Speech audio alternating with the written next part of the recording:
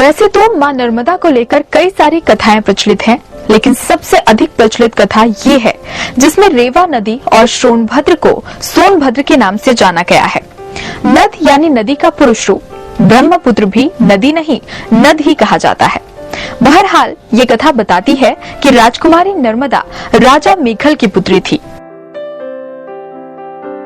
राजा मेखल ने अपने अत्यंत रूपसी पुत्री के लिए यह तय किया कि जो राजकुमार गुलाब कावली के दुर्लभ पुष्प उनकी पुत्री के लिए लाएगा, वह अपनी पुत्री का विवाह उसी के साथ संपन्न करेंगे।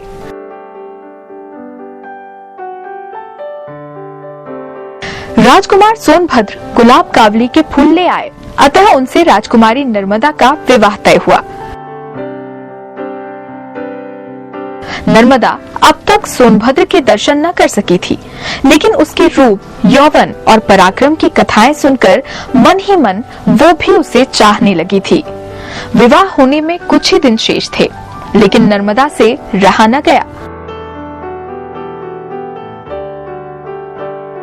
उसने अपनी दासी जुहिला के हाथों प्रेम संदेश भेजने का सोचा, लेकिन जुहिला को सूझी ठिठोली। उसने राजकुमारी से उसके वस्त्र आभूषण मांगे और चल पड़ी राजकुमार से मिलने।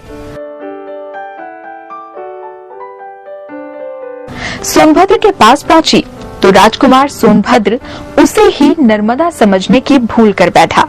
इधर जुहिला की नीयत में भी खोट आ गया। राजकुमार के प्रणय निवेदन को वो ठुकरा न सकी।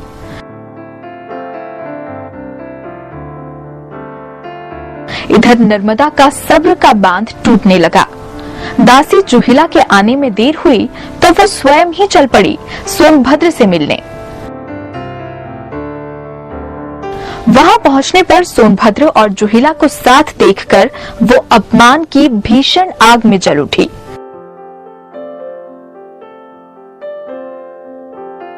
और तुरंत वहां से उल्टी दिशा में चल पड़ी, फिर कभी न लौटने के लिए।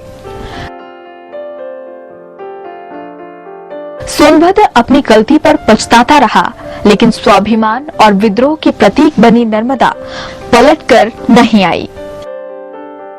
अब इस कथा का भौगोलिक सत्य देखिए कि जैसे ही नगर के ग्राम बरहा के निकट जुहिला का सोनभद्र नद से वाम पार्श्व में दशरथ घाट पर संगम होता है और कथा में रूठी हुई राजकुमारी नर्मदा कुंवारी और अकेली उल्टी दिशा में बहती दिखाई देती है।